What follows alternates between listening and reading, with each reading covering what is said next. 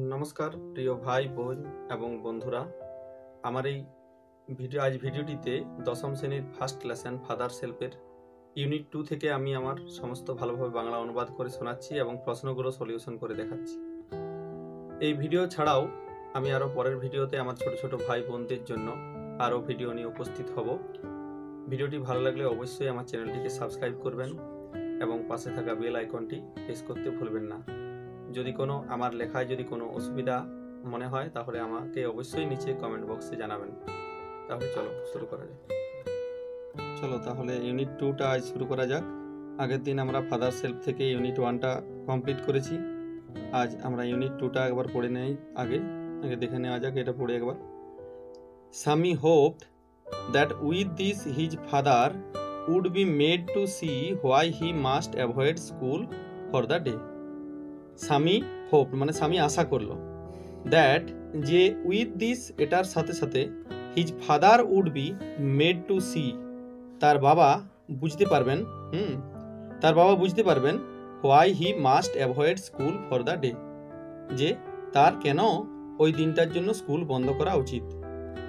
But father's behaviour, কিন্তু বাবার আচরণ, টুক অ্যান আনএক্সপেক্টেড টার্ন, একটা অপ্রত্যাশিতভাবেই পরিবর্তন দেখা গেল। He proposed to send a letter with Swami, তিনি ঠিক করলেন যে একটা চিঠি তিনি পাঠিয়ে দেবেন উইথ সামি, সামির হাত দিয়ে, টু দ্য হেডমাস্টার, প্রধান শিক্ষক মহাশয়কে। No amount of protest from Swami would make him change his mind, Swami তো এটা চায়নি মন থেকে। তাই দেখো সামি এখানে তার বাবাকে প্রতিরোধ করার চেষ্টা করছে। এই জন্য লেখা আছে এখানে যে no amount of protest from Swami, সামির কাছ থেকে আসা কোনো প্রতিবাদেই would make him change his mind, তার মনকে পরিবর্তন ঘটাতে পারেনি, তার মনের কোনো পরিবর্তন ঘটাতে পারেনি। By the time Swami was ready to leave for school, আর এই সময়ের মধ্যে সামি তৈরি হয়ে গেল স্কুল যাওয়ার জন্য। ফাদার হ্যাড কম্পোজড, বাবা লিখে ফেললেন, কম্পোজড মানে রচনা করা হয়, আমার বাবা লিখে ফেললেন এ লং লেটার, একটা লম্বা চিঠি, টু দ্য হেডমাস্টার, প্রধান শিক্ষক মহাশয়কে। He put it in an envelope, তিনি এটাকে ঢোকালেন একটা খামের মধ্যে, অ্যান্ড সিল্ড ইট, এবং এটাকে তিনি মুড়ে দিলেন। তারপর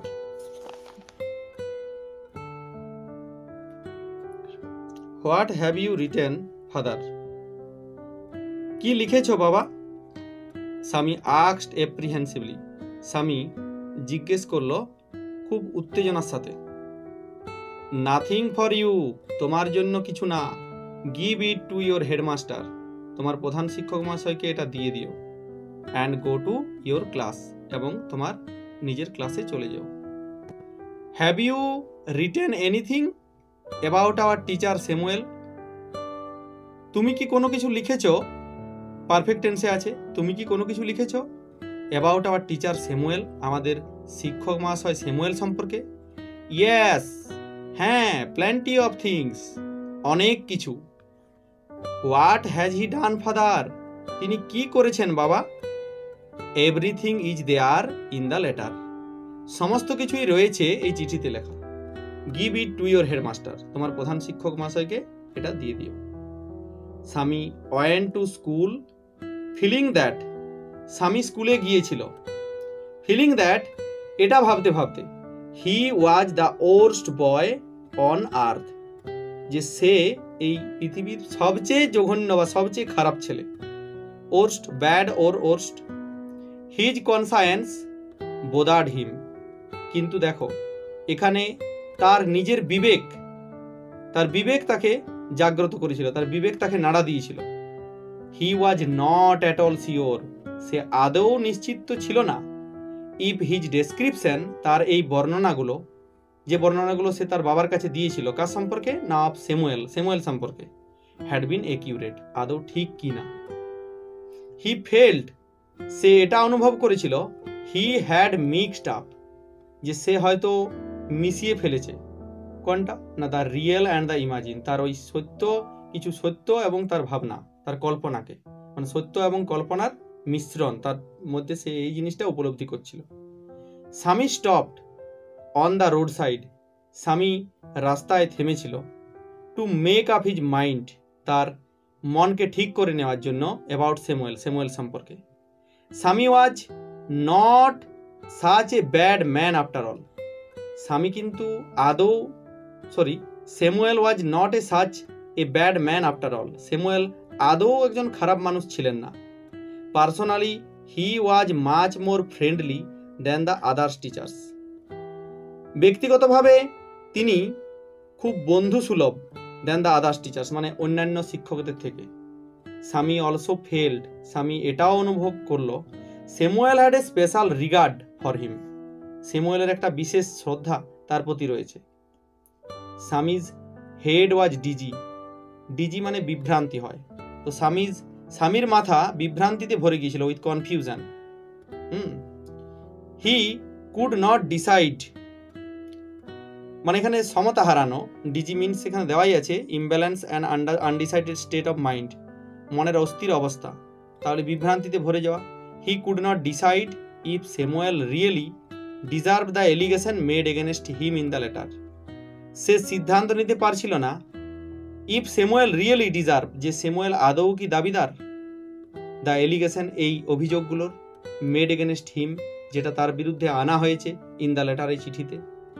the more he thought of Samuel, সে যত ভাবতে লাগলো স্যামুয়েল সম্পর্কে, দ্য মোর স্বামী গ্রিভ ফর হিম, স্বামীর তার প্রতি দুঃখ ততই বাড়তে লাগলো।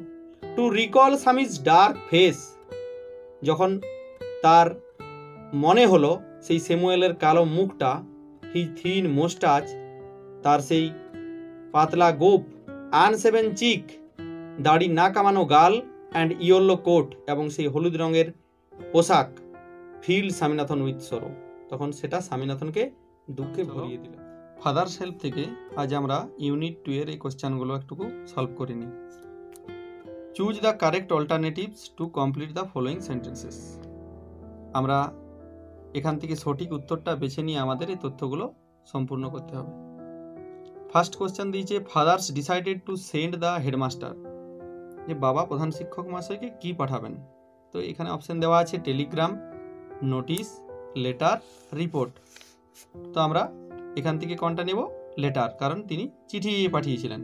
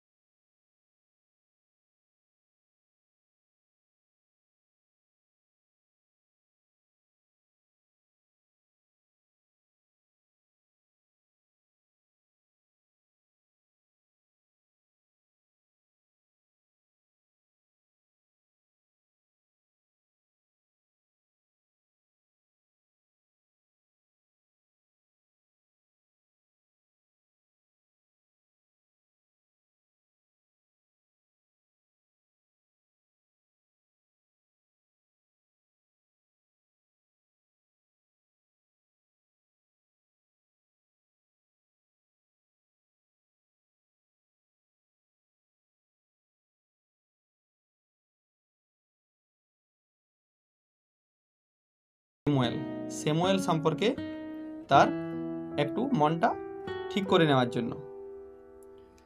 তারপর দেখো 6 নম্বরে বলা হয়েছে অ্যান্সার দ্য ফলোয়িং কোশ্চেনস, প্রশ্নগুলোর উত্তর দেওয়ার জন্য। 1 নম্বর কোশ্চেন বলা হয়েছে where did father put the letter, বাবা চিঠিটা কোথায় রেখেছিলেন। তো আমরা কোশ্চেনে ওখানে বইয়ে একদম ভালোভাবে লেখা আছে যে father put the letter in an envelope, আমি এখানে লিখে দিয়েছি। তো দেখো বাবা চিঠিটা একটা খামের মধ্যে ঢুকিয়েছিলেন। তারপর কোয়েশ্চেন বলা হয়েছে, বাকিটা লেখার দরকার হয়নি, তার কারণ ওখানে অ্যান্ড সিল্ড ইট লেখা ছিল, ওটা আর বলতে হবে না, কারণ এখানে বলা হয়েছে যে কোথায় রেখেছিলেন। 2 নম্বর কোয়েশ্চেন, হোয়াট ডিড স্বামী fail to decide about Samuel. এই স্বামী কোন জিনিসটা ব্যর্থ হয়েছিল তার সিদ্ধান্ত নিতে স্যামুয়েল সম্পর্কে। তো ওখানে স্বামী fail to decide if Samuel really deserved the allegation made against him in the letter. এই স্বামী এটাই ব্যর্থ হয়েছিল সিদ্ধান্ত নিতে যে স্যামুয়েল সত্যিই কি দাবিদার এই অভিযোগগুলোর, যেটা আনা হয়েছে তার বিরুদ্ধে চিঠিতে। তারপরের কোয়েশ্চেন, লাস্ট দেখো এই কোয়েশ্চেনটা, how did Samuel look. Samuel দেখতে কেমন ছিল? ছবিতে আমরা পরিষ্কার দেখতে পাচ্ছি যে স্যামুয়েল কেমন দেখতে ছিল, দেখো। হ্যাঁ, তো এটাতে আমরা কি লিখবো? ওখানে পড়ায় আমরা পেয়েছি যে Samuel had dark face, thin moustache, unshaven cheek and yellow coat. যে স্যামুয়েলের কি ছিল না, কালো মুখ ছিল, হালকা পাতলা গোঁফ ছিল, দাড়ি নাকাবানো গাল এবং হলুদ রঙের পোশাক। চলো তাহলে এখানে শেষ করছি।